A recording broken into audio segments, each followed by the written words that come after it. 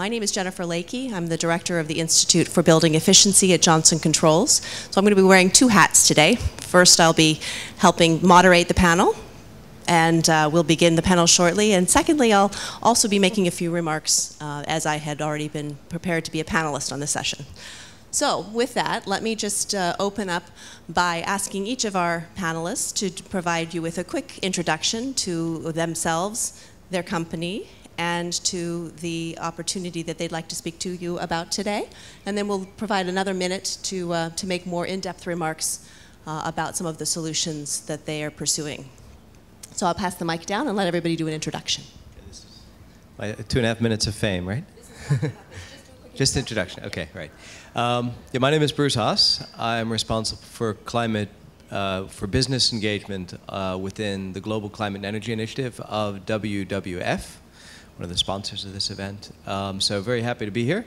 Yeah, so that's my intro. Good morning, I'm Ben Pierre Malherbe. I'm from Calgary M3.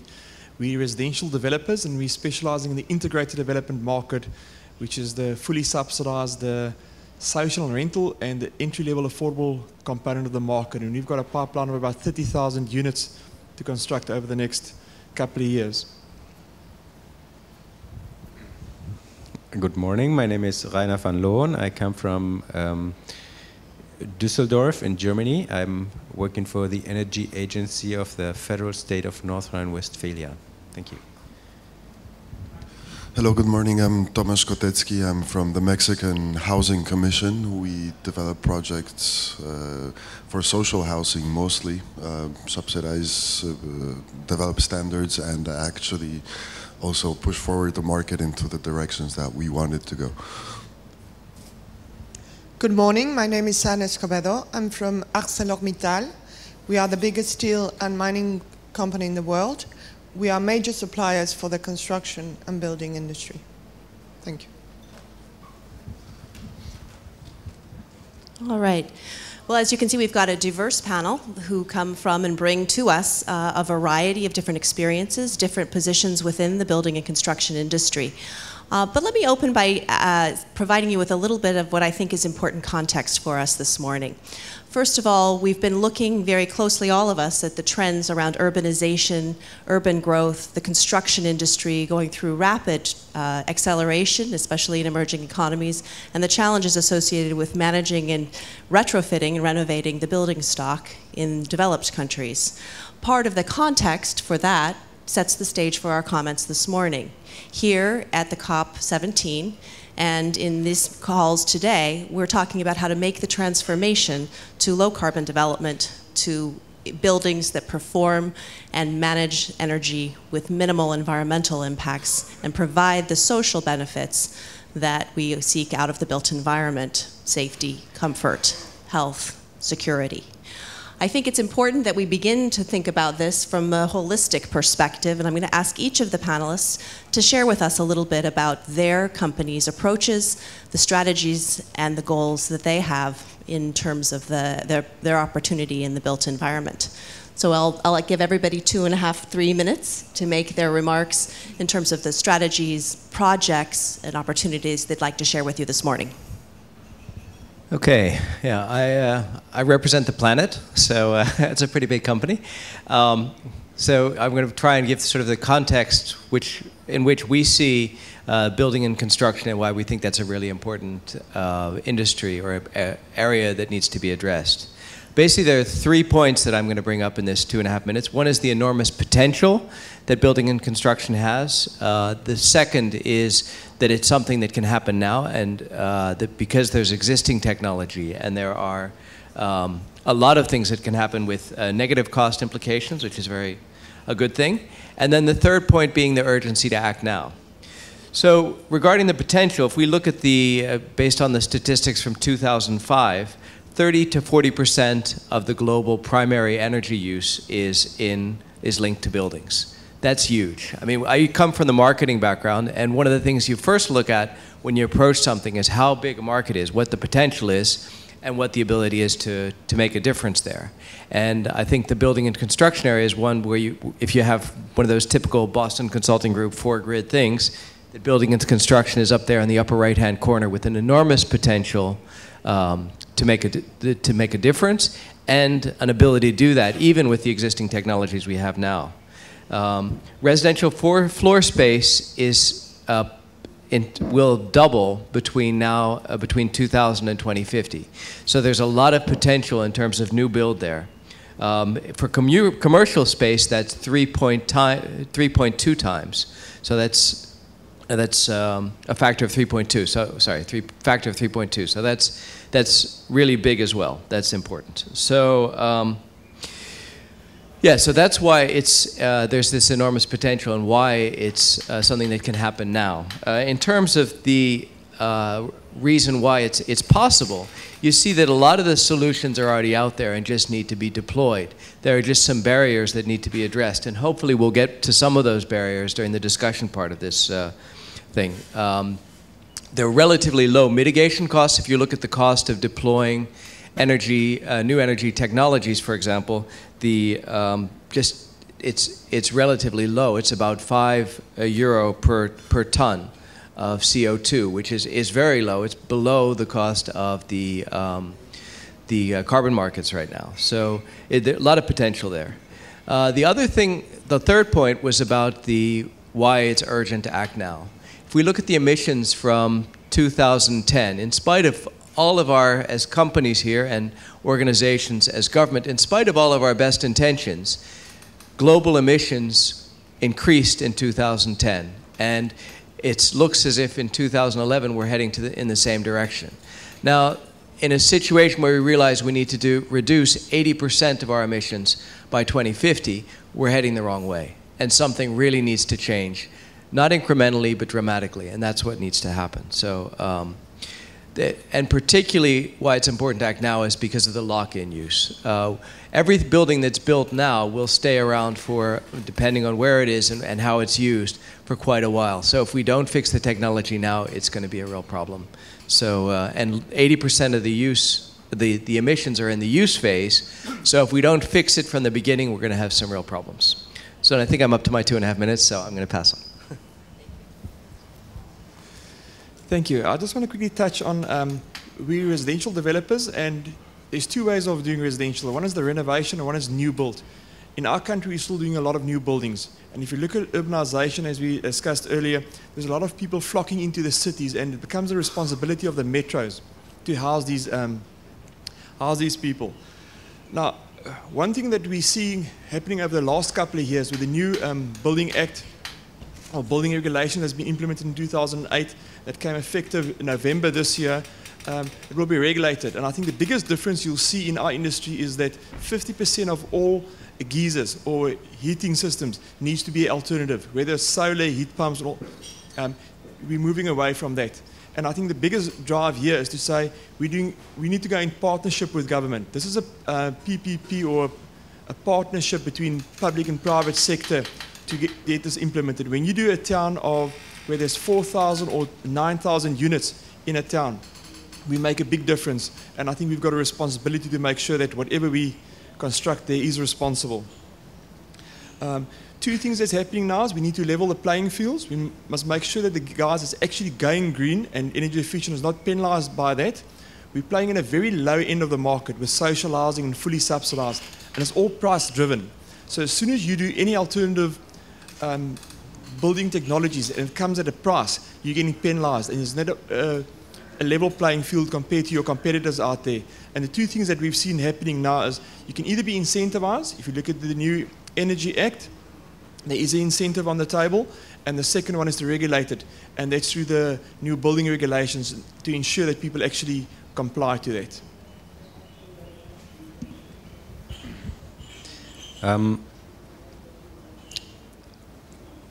We have talked a little before and introduced each other, and we have already looked at one aspect that I find very interesting.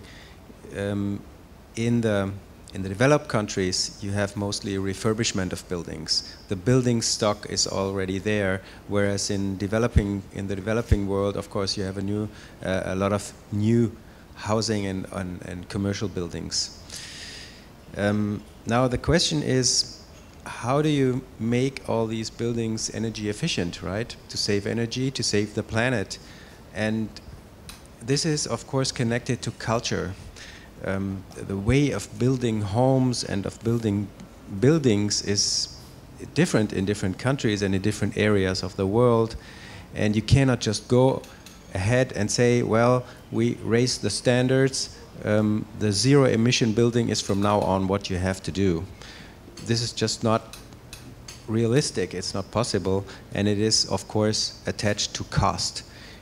Higher standards cost more money, and that's why it is important to do things like what you said, to have partnership in financing, to have the public sector go ahead, provide subsidies, provide best practice examples, and then the broad field can follow, and the private companies can also come in place and push the market. Okay, hello again. Well, the good news from Mexico is that all of this that we're talking about, we have already started. That's the fun part about it. We've been actually working with sustainable social housing for quite some time now, around 5 years, 6 years. We have built with green mortgages sustainable houses that actually reduce like a ton and a half of CO2 per year. We have 560,000 homes built like that. We have developed a scheme with the finance sector, which is probably the most important one in Mexico. And with them we have developed integrated urban developments, which amount to probably 800,000 homes. And we're actually trying to upscale all of those efforts by considering the whole building cycle and developing the instruments in order to identify to the adequate baseline MRV systems for not only the new houses that are being built, but also for the ones that we want to refurbish. With the Mexican government, what we're trying to do is to develop the whole standards for materials, which probably we're going to hear really soon about that. We are helping the people develop the construction companies develop adequate construction processes. We are helping architects with the design. We are trying to the whole building, integrate everything into what we can design, and including the operation of the cost. We have great partnerships with people that do the refrigerators, with the associations of household appliances, in order to not only build the house but also pack it full of adequate equipment which will be able to lower the operation cost for the whole lifetime. What we try to do is actually to ensure the quality of the house and lower the cost of living for people which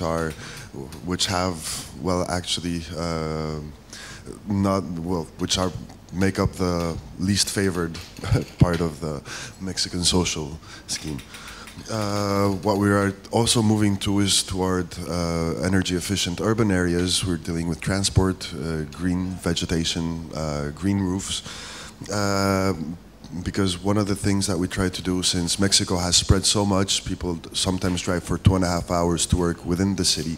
What we're trying to do is to bring people back, and for that we are refurbishing and developing sub-used land within city limits in order to make everybody be where they're supposed to be. That is, well, lastly and not least, the instruments that we're developing right now is in order to capture the funding, fast-track funding that is out there right now. We have developed projects with the help of JZ, BMU, actually NAMAs, and which are moving along nicely and are being talked about quite a little bit, that actually we hope it's going to go fine. Well, thanks. Sorry. Thank you, Tomasz. Mittal, as a steel producer, we are a major part of the supply chain for construction and building. I'll just mention one of the key challenges for us on climate change, and it's our operational process. We are very close to our technical capacity to make a huge change on our CO2 footprint.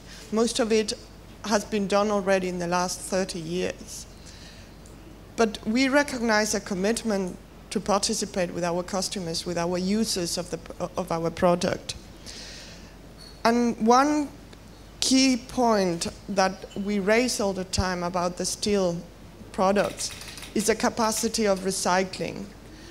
When you receive, right now around 85% of the products in the market have a high percentage of recycling product. What does this mean? This means that the material that came out of the furnace has been already in the furnace, has been already part of the society. For us, it is not only about providing a product with certain characteristics. We work very close with our customers to understand the need of the market, to understand the need for the future sustainable construction. Through our different R&D centers, we have developed technologies to improve our strength with less material, to reduce our weight, that will help in the reduction of energy consumption while building, and which of course be translated in the reduction of CO2 emissions. We have several examples that have been done together with the local authorities, such in South Africa, the Protea project. We have as well in Brazil developed light steel frames, in Romania. The idea here is to raise awareness, increase the need of our consumption through our customers, and integrate our production into their design. Thank you.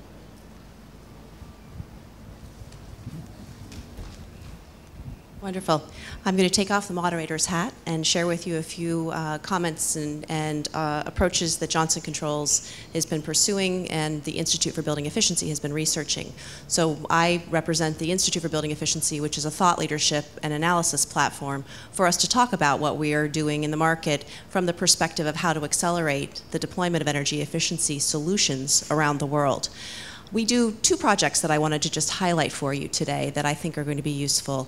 The first is we conduct a survey annually about the opportunities, approaches, and barriers that are facing decision makers who are actually looking at how do we implement energy efficiency in our buildings. So these are building managers and executives.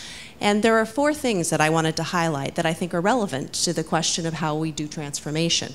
First of all, they highlighted that there are a set of barriers that prevent them from moving forward. These barriers are around awareness, they're around understanding of the technical options, understanding of how to evaluate the projects, ability to meet their own internal financial criteria in terms of returns on investment, and finally, the ability to finance these projects even if they meet their own internal criteria.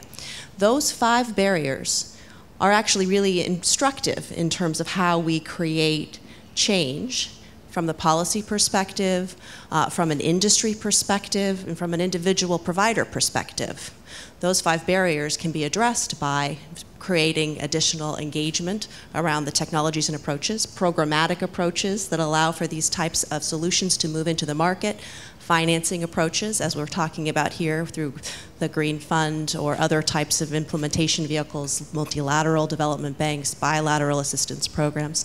Those are the kinds of things that are being sought in the market based on the survey results that we had for this year.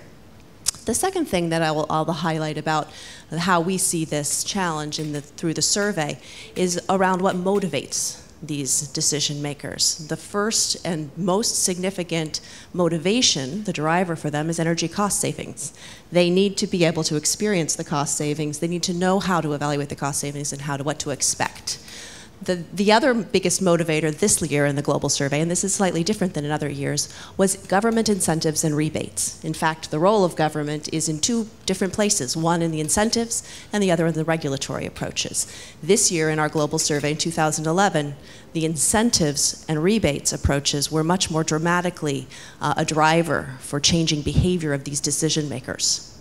The third thing that I want to highlight is that, in fact, there are indications from these individuals, these decision makers, that they're looking for opportunity. but that the path is not clear to them. So in fact, we asked them about their interest in energy management. Globally, over 80% of them said that they're very or extremely interested in energy management. Yet when you ask what kind of measures they're putting in place, most of these are the simple and easy ones. A lighting upgrade, changes that are low cost or no cost, including education about turning off the lights, education about turning off the computer screens, that type of measure. We had very few respondents in this year's survey that said that in the past 12 months they had implemented building construction or building integration for the envelope of their building, that they had not pursued technologies in that area. It was under 10% globally. That means the pace, the scale of change, and the pathway to change are somewhat unclear from the view of the individual decision maker. Yet, we know many of these solutions are coming on board and they're looking for opportunities to implement. So my final point for my 2 minutes this morning is that we actually have opportunities here in COP, that the nationally appropriate mitigation actions, the NAMA approach, which we already have heard Tomasz speak about and that Mexico has been on the forefront of, complements these kinds of challenges and meets the needs that these individuals have put forward. There is an opportunity to align NAMAs, which provide programmatic support, with financing and technical capacity. That way we can go to scale. So from the Institute for Building Efficiency at Johnson Controls, we believe that there's a very significant role that the COP can play, that these international conversations can play, sharing best practice and building out that pathway for change. So thank you for letting me take my few minutes. I'm going to move back into the session from the perspective of opening up a few questions for my panelists. I have a few prepared, and I would encourage you to think about your questions. We have a variety of different experiences, different points in the building life cycle that we could talk about, and different parts of the value chain as it comes to buildings and built environment. My first question for the panel is really around how do we deliver energy efficiency? How do we deliver emissions reductions? What do you think are what kind of emissions reductions could we achieve in this sector? And why don't I combine it with the second questions, which are, what would you like to take away from the conference in terms of our ability as an industry to begin to implement that change? I'm going to let everybody who'd like to, not all the panelists will answer every question, but I'm going to give everybody a chance and an opportunity to, and we'll just pass the mic on as people see fit. Thanks, Jennifer. I started off in my introduction talking about this enormous gap between where we need to be and where we are. And I think most of you have heard of the gigaton gap and the gigaton chasm as well. But we really need to get beyond incremental changes. And still, so much of what we hear at these conferences and other places are about these slight incremental improvements. And I think we really need to move on to transformative improvements. So things that really thinking about things in a very different way, about how we live in a society, how we consume, a lot of these factors, which also have a lot of relevance for the building and construction industry as well. I think the other thing which I think really needs to happen is that there are still a lot of businesses blocking legislation, and that's particularly in some of the companies in the construction industry. We really need to have companies being a positive factor, so actually pushing for more ambitious targets, pushing for better legislation which is going to create a playing field which will allow low carbon industry to succeed. And failure is not an option, and that's something which I guess is what I would like to take out of here is to see some really inspiring stories about how transformative change will happen and how companies are actually helping to create that framework and not blocking it. So. Thanks, Bruce. I think just starting with what we would like to take away from here, I think one thing that we need to take away is and learn from Mexico and learn from the people that's been doing that.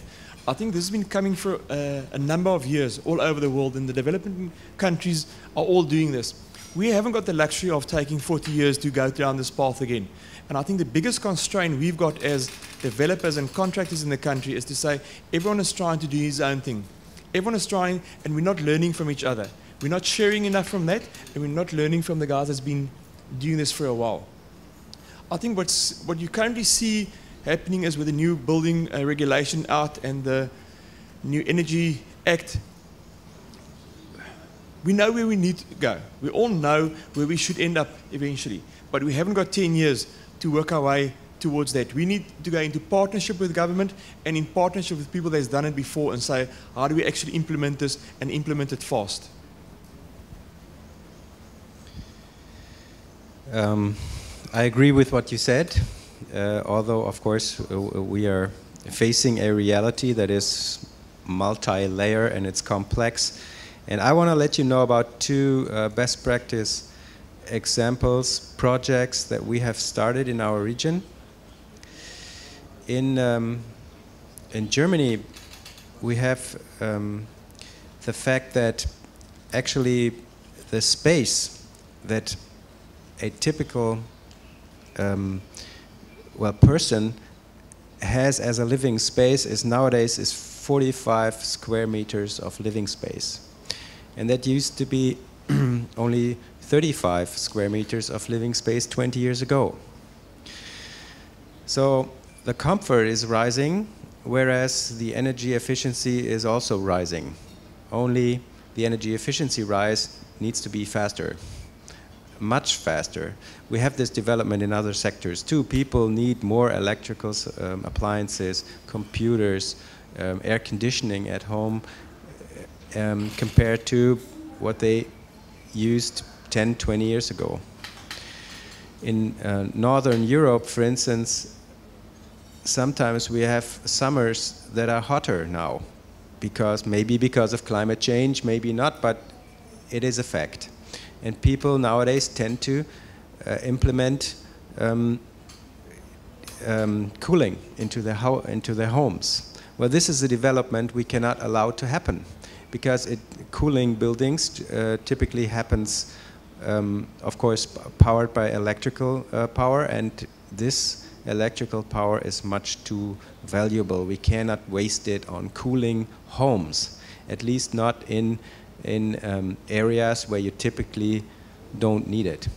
Climate, of course, is very different in South Africa than it is in Northern Europe. Here, with this weather, you probably need refrigeration. However, I wanted to let you know about two best practice examples project that we have. One is called 50 Solar Energy Housing Estates of North Rhine-Westphalia, and this has been going on for about 10 years.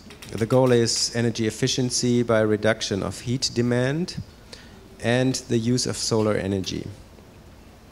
Now there's a certain heat demand, I won't get into numbers now because you won't remember them anyway, that these houses typically are allowed to have to become one of those projects, and the electricity demand has to partly be covered by solar energy as well. The state of the project is that in 51 locations, 37 projects with 3,600 housing units have been realized. By now, this gives a living space for roughly 9,000 inhabitants. Not very big, but it's pretty well received, and it's well known in our region. 14 projects of those are still under construction. We have started a follow-up project about 2 years ago, and that is called 100 Climate Protection Estates. So the focus is rather on the mitigation of CO2 emissions rather than energy efficiency alone. Now, planners and engineers can come up with a combination of very good insulation standards, and they're supposed to not to be under a certain threshold for the CO2 emission of these buildings. The state of this project is that 31 projects are certified to be built, and 8 projects are already in the building phase, and further 25 project developers expressed interest in putting up such a project. So we think that is a standard that is ahead of what the official standard is, which is an obligation for everybody who builds new housing, and it gives a very good example for people who can see that for not so much more money they can reach higher standards and save energy cost in the long run.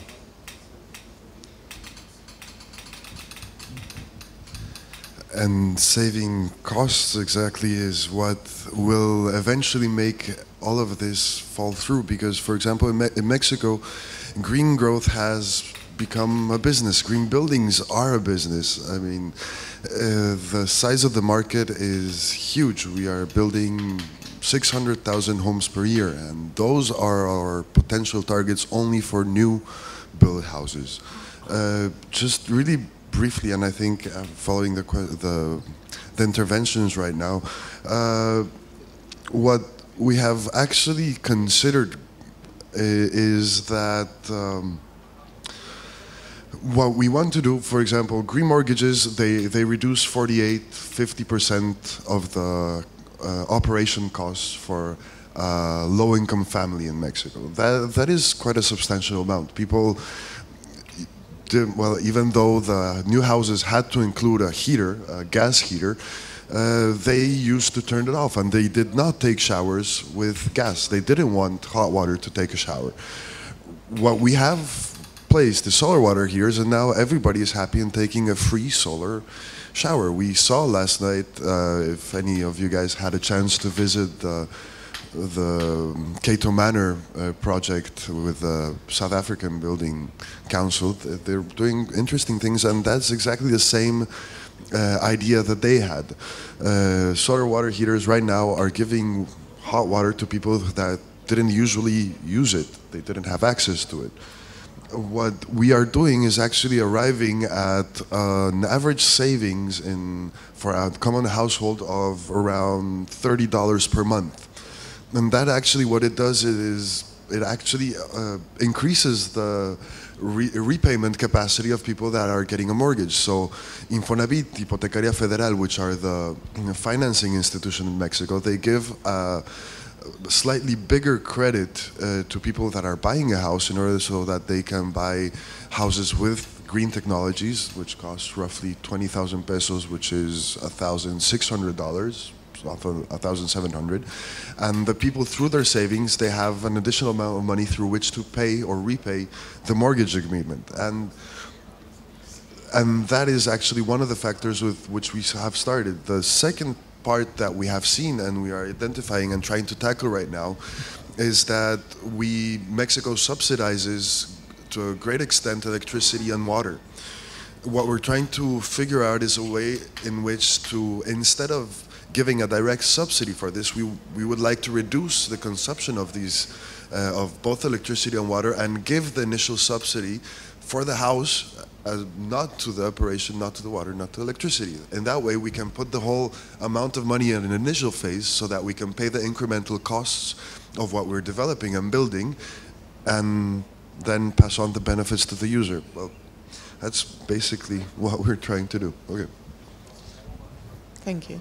I'll be very brief. I think the steel sector plays a key role in the construction side. We've been seeing in the past how models on designs have moved from one material to another. Using steel in many occasions provides the opportunity to energy savings. We work very close with the cement industry as well, because part of our byproduct goes to them to produce the Porter cement. So they are able to reduce the use of clinker, which also has an effect on the use of the amount of energy. For us, we see the industry moving forward, and I think the industry has moved forward long ago. The developments on either commercial construction, building developments and renewable energy, we've been participating strong on the and the photovoltaic technology as well, and the wind farm technology. And our interest is to see the implementation of these much, let's say, in a more scalable way that can be utilized in urban areas, and that facilitate the implementation as well for the residential construction. Thank you.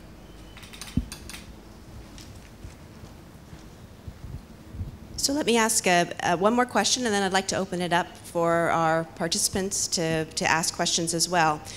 We've heard a lot over the last couple of days about the kind of role the private sector is going to play in providing and delivering these services, and we've got examples now from Mexico about the kind of approach that's taken there. Certainly, we've talked a little bit about the component parts and need to reduce emissions.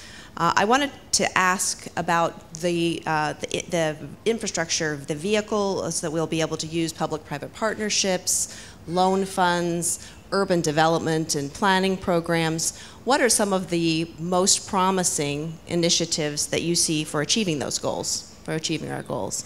And rather than pass the mic down, I'm just going to see if there are a couple of folks who'd like to jump in on the types of approaches that they'd like to see. Ben. Thanks. I think the first approach you would like to see, because of the scale of these projects, and we're doing it in partnership with government, doesn't help looking at the energy efficiency of the unit itself, just the house. We've got to look at the infrastructure. What is the bulk and link services provided to these sites? I think that's something we've got to look at and say, we've got to look at that. Government's currently using USDG, which is Urban Settlement Development Grants, and I'd like to see that included, the energy efficient measures and the alternatives included into those programs.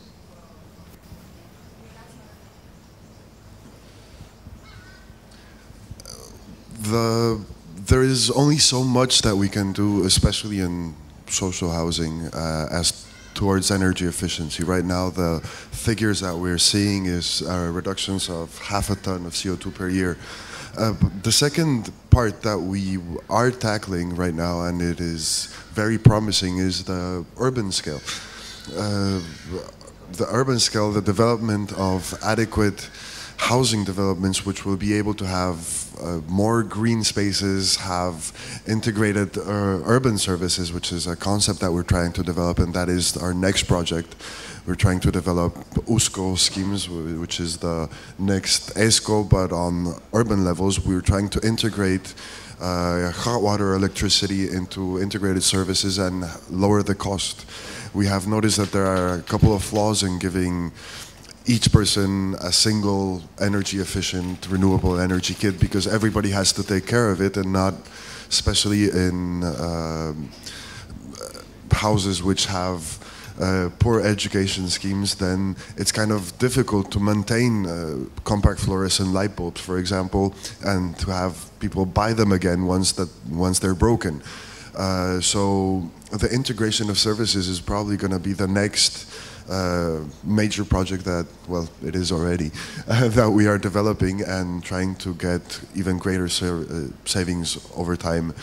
And the good thing, and especially in Mexico, is that we have finally convinced the private sector, which had been reluctant for quite some time, saying, oh, but we do not know how to build green homes, we do not know how to do this, we do not want to pay the incremental costs, we do not want to take the risk of placing these things. Right now we have institutionalized this public-private partnership through an association with the presence of financing institutions, government, and the 5 biggest developers of housing in Mexico. And so right now they are committed, they have signed agreements where they will have to comply on reducing their carbon footprint of what they do, and we are on our way to getting there. Thanks. We have one example that has been quite successful. We have around 16 R&D centers, and around probably 2 of them, they focus on construction. And we have been working with government in some countries and construction companies to develop a specific type of products. In Liberia especially, we also done a project together with a construction company and the government to be able to build railway and housing. So I think there are a lot of opportunities.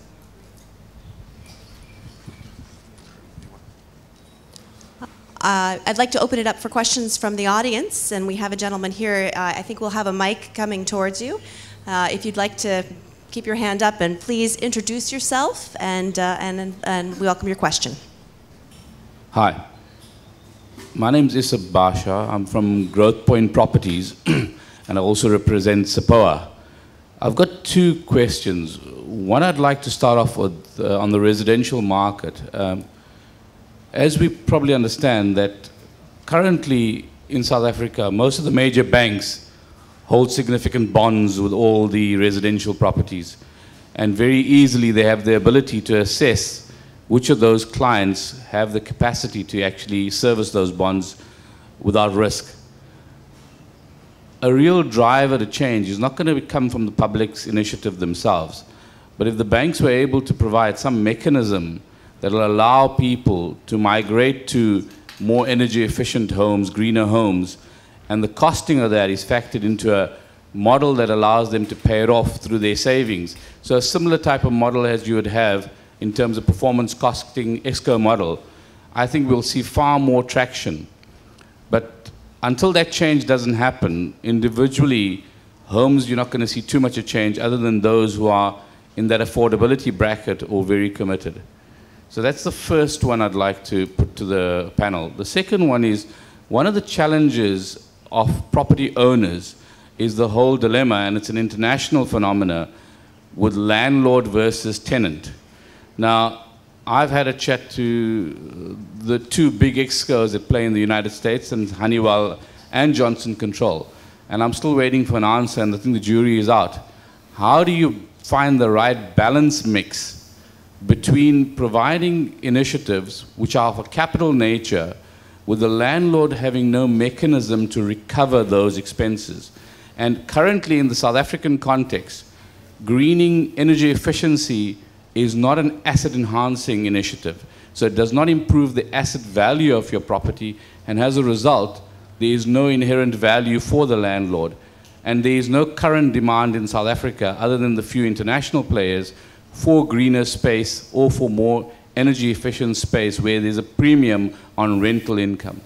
Thank you. Great. Well, I'm going to make sure, take off my moderator hat and put on my Johnson Controls hat, and I'd love to answer, provide you with a few thoughts on those questions.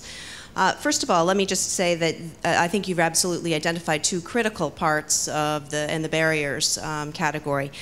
There are two things that I think are going to be useful models, and this doesn't speak directly to the housing question, but the ability for a building owner to access financing through a different mechanism. In this case, we're looking at the opportunities around property assessed clean energy, PACE it's called. In Australia, I believe they call it the environmental upgrade charge. The opportunity to allow for a renovation project, and in many markets this could be done in the residential market as well as the commercial market, although not in the United States right now under the kind of mortgage insurance programs we have.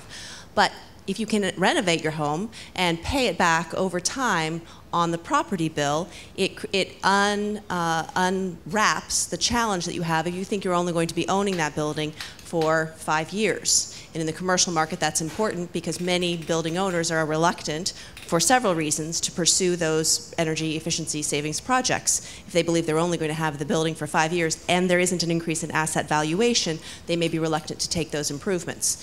If you can finance the project differently, such that the payments convey with the building, if you sell the building, you continue to pay for those improvements through the property assessment, you have a different dynamic where you're only responsible as a building owner for paying for the improvements for the portion of the time that you own that building, not paying for it all within a 5-year period or something like that. So that changes the dynamic. The second thing is this question about tenant and the owner-occupant relationship. We've just entered into, in September, we announced with the Natural Resources Defense Council and the Clinton Climate Initiative, an initiative to try to look at this challenge about how to green mortgages, how to green the tenant experience, how to allow tenants better access to information, and use green leasing as a way of overcoming those barriers and aligning those incentives.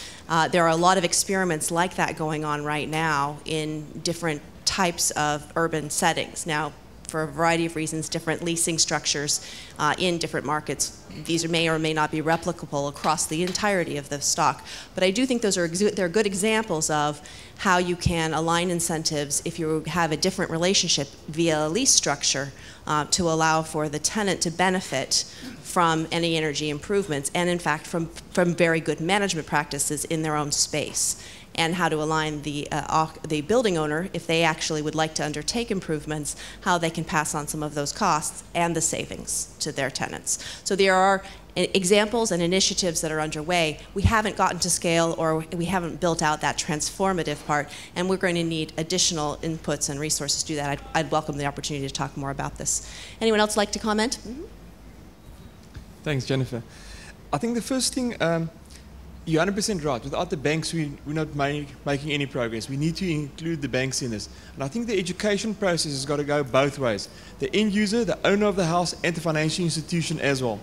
To date, all cost incurred to go energy efficient was for the cost of the developer or the contractor, but the saving was passed on to the end user. And that's one of the problems we had in the system. And I think as soon as the banks realize that saving energy will allow the owner to repay his bond, I think that's where we need to go now. I think it's more educational process, anything else. Just a comment on your, whether it's an asset, is there any value in creating that? I think the market is slowly changing. It's taking time, but it's slowly changing.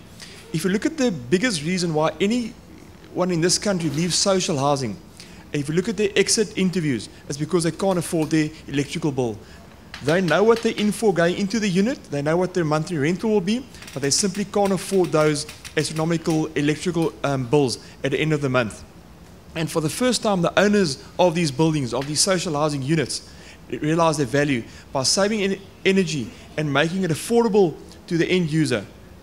You create some asset value in that, but it's new and it's going to take time to establish that.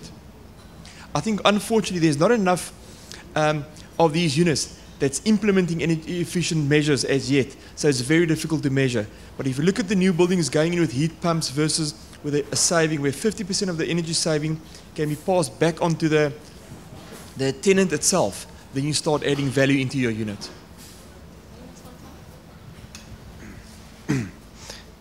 In fact, the question about the relationship between tenant and owner is very interesting.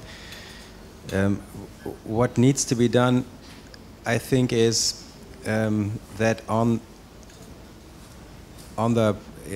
that you need to change the framework conditions for something, to allow something to happen in that direction. In Germany, we have some experience because for some years now, for a number of years now, it has been possible for building owners to raise the monthly payment by 11% over the time of, I think, 10 years, for if he undertakes certain modernization. For instance, put a new heating system on in the building, then of this cost, then he can raise the monthly payment of his tenants by 11% for a certain number of years. That is, to a certain degree, an effective tool, but we have learned that it even needs to be improved. 11% in many cases is not enough of an incentive. On the other hand, a very good tool that we have is we provide building owners, no matter of the size of the building, we provide them with inexpensive loans for efficiency measures. Of course, you need a catalog, you need standards, you need frameworks, how these, for these measurements that are being taken. You cannot finance just anything. You need quality regulation and verification. But then this tool really works because people have the idea, and it is correct, they can save some money if they get an inexpensive loan, and in many cases they will take it.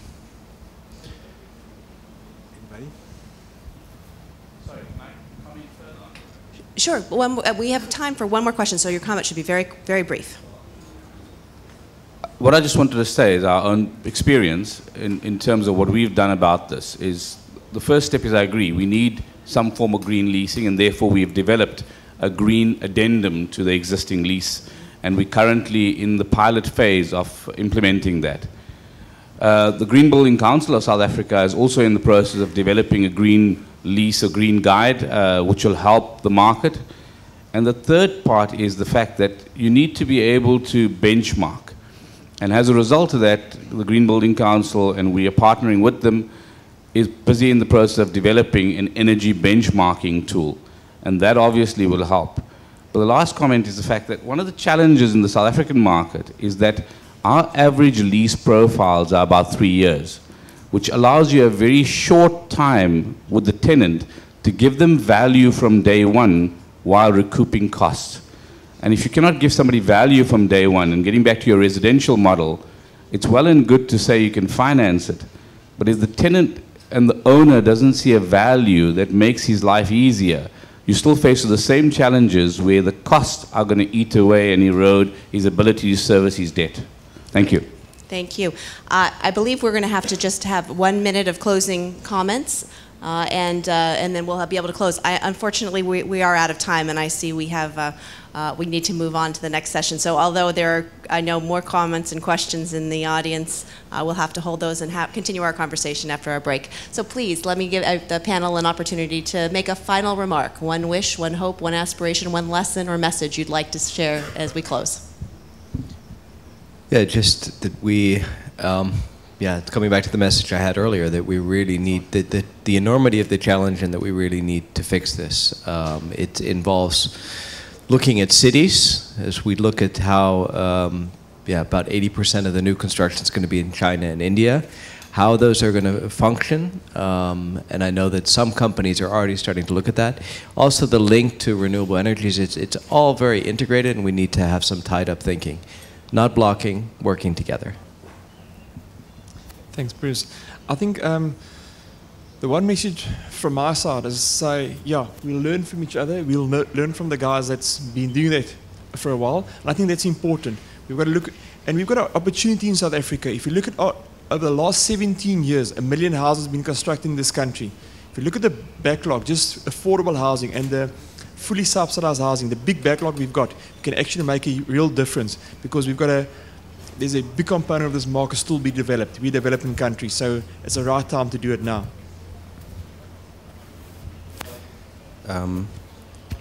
I really very much favor government partnering with private forces, because government can provide framework conditions, private forces can provide know-how and implementation.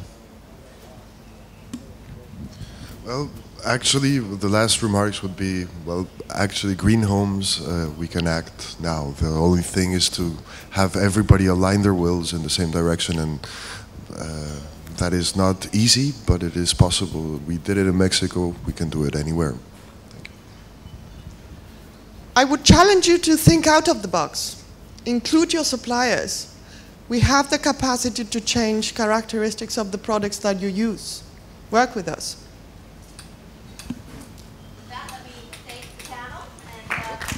All a good day. Thank you for coming.